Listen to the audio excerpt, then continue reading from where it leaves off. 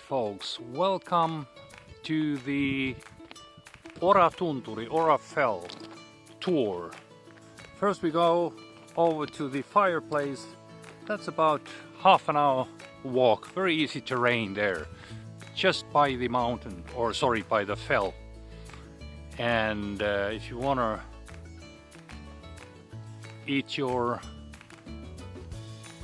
sandwiches or whatever there's a nice place, rain cover.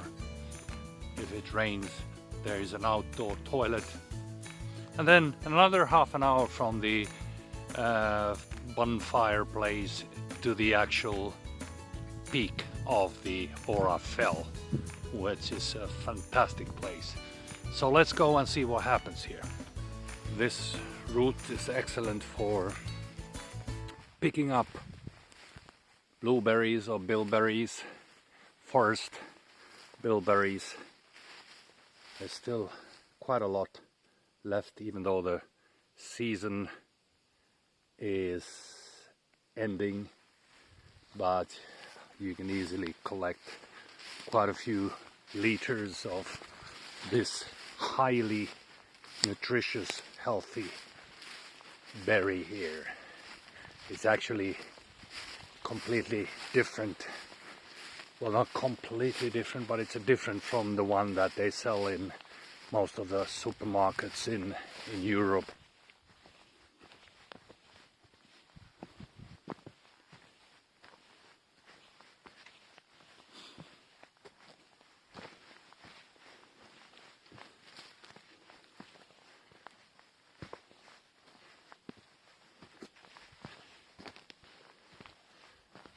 Alright, here we have the fireplace and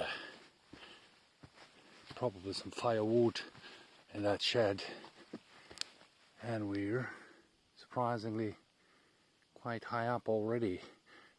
There is even the place you can use for your business, your private business. And look at that. Look at that pine.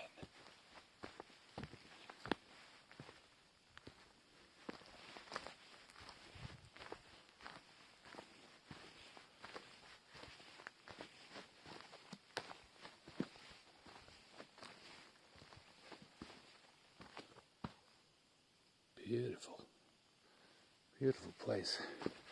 You're very close to the peak here, not quite on the peak, but still close enough, and you can have your braai or barbecue. And it says tunturi, fjall.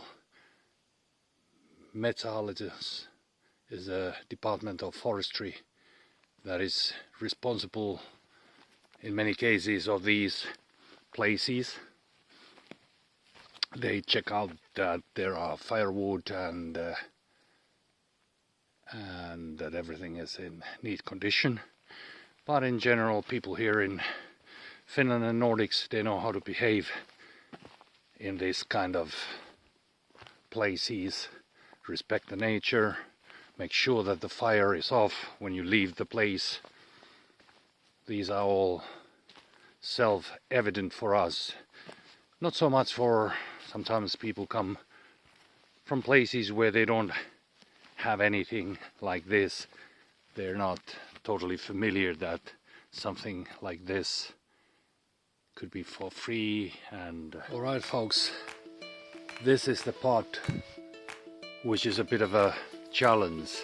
As you can see, it's very rocky, and these are kind of in small pieces in some places, so I cannot video film when I'm on my way up there because I need my both hands. You have to be very careful in order to have your balance and make sure that you don't really get any of these smaller rocks rolling down the slope. Okay, luckily I don't have anybody following me at this point, but anyways, let's see how it works out. To get in here to the lower peak, it wasn't too tough, you know, you just gotta be careful when you climb, but we're not quite there yet. So the highest peak is up there, so it's a bit of a climb, but I mean this is not too tough. You just have to take your time and then it'll be fine. What a beautiful day it is. We're living September, early September, and it's still very warm.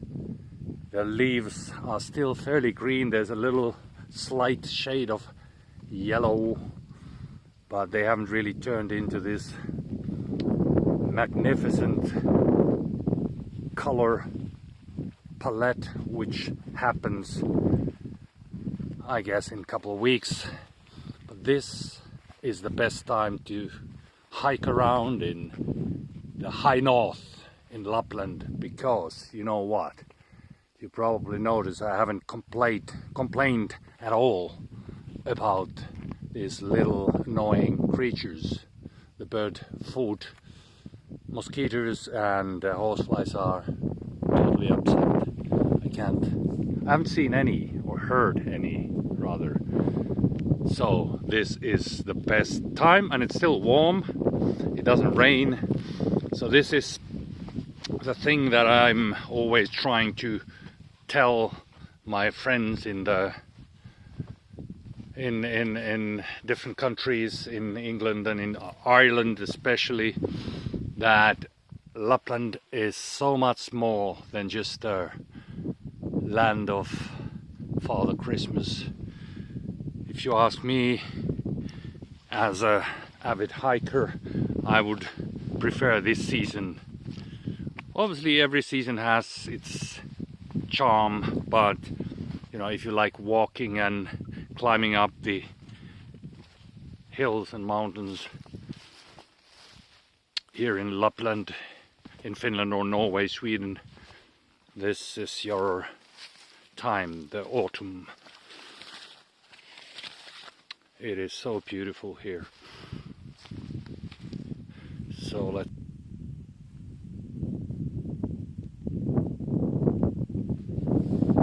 this is not really the actual peak. So if you come from the fireplace, you end up in, or on this side of the fjall. And the actual peak, the highest, I think the highest point is across that gorge or valley. It's not very far. I'm just thinking. Here you have some lingonberry.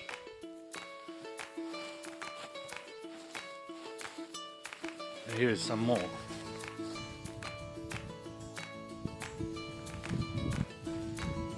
And if you go down there, oh, I can see some bilberries as well. Down there, in a couple hours, you can pick maybe 2 10-liter buckets of bilberries and lingonberry. When we have the high season, now it's a bit over already, but you can still do it quite nicely. All right, look at the view. There you go. There is the Ora Lake. This is also a bit of a test for my new hiking boots. Viking Villarain GTX Boa, I think they're called. So far they've been okay, no complaints. So this is the first time I'm wearing them. Well, let's see how their feet look after this. There might be some blisters, but well, they feel fairly comfortable, and as you can see, the terrain is very rocky here, so these need to be quite sort of sturdy. I've done this kind of terrain with my basic sneakers as well, but there's always the chance that you hurt your ankle. I think these are better, and I think these are a bit of a all-around kind of hiking boots. I guess you can use them during the winter as well. We'll see how they function. Yeah, it's really a rocky road down. It's always the same when you ascend. I mean, descend is, you have to be very, very, very careful. and you have to be very agile.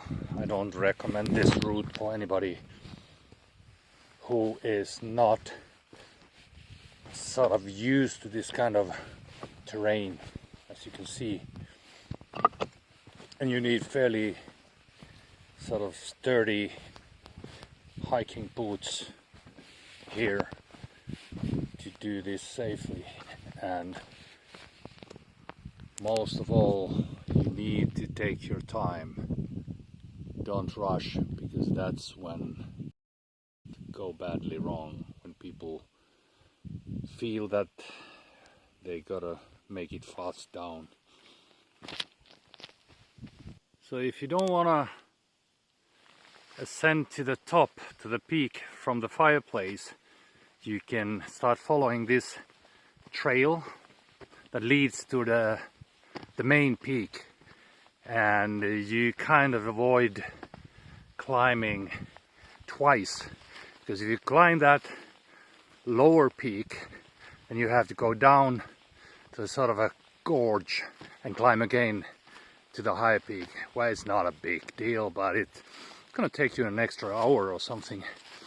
So maybe not an hour, maybe half an hour, but still, if you just want to go for the big one, then this trail that bypasses the secondary peak, which is over there, you can see the rock, kind of a steep rock wall there. I was there, and now I'm heading towards the actual peak. Let's see if I'm... The trail to the actual sort of the main peak seems to be way easier than the one that I took to the secondary peak so far. I mean, there's no rocks at all, and this is, by the way, this looks way easier to the main peak. I'm just wondering why they don't have a sign by the fireplace telling people that don't make the mistake that you just start going straight up there. Or maybe there is a sign, maybe you just missed it, but I don't mind. I mean, I'm happy that I went up there as well, because now I know the both high peaks, and this one is the high one, I guess, but it's way easier to conquer. This is very typical with mountains. I've been up, you know, mountains that are almost 5,000 meters, and then I know some mountains that are around 2,000 meters that are way harder to conquer than those high ones. Well, this is not a mountain, but same goes for these fells and hills here. They are mainly under 1,000 meters from the sea level. There are a few, and the highest being the Halti fell, about 1,300 meters. Weirdly enough, it's about the same height as Ben Nevis in Scotland, the highest point in UK, and Karunta Hill in Ireland, in the Ring of Kerry, also around 1,300, maybe a bit less. All right, folks, we are approaching the actual peak of Ora Fell.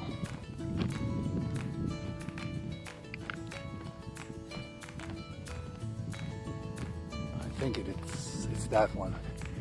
And if you're wondering about those red crosses, they are marks for snowmobile tours, because during the winter time this place looks completely different. It has at least a meter, maybe 2 meters snow cover, and you can barely see these red crosses sticking out from the snow blanket that these fells have in. couple of months actually.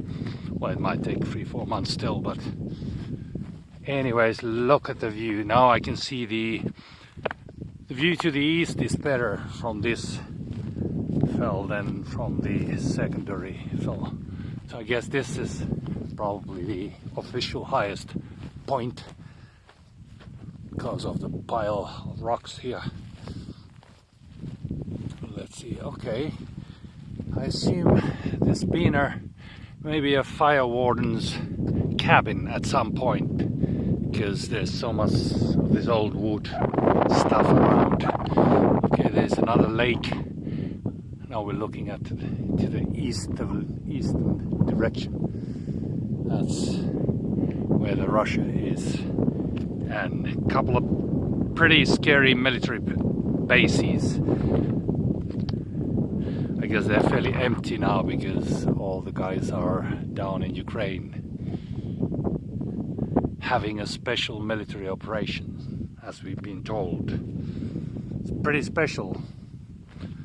It's taken a hell of a long time and a lot of dead bodies for that operation. And let's just hope it ends. Look at that. Okay, so the highland kind of continues to the northeasterly direction.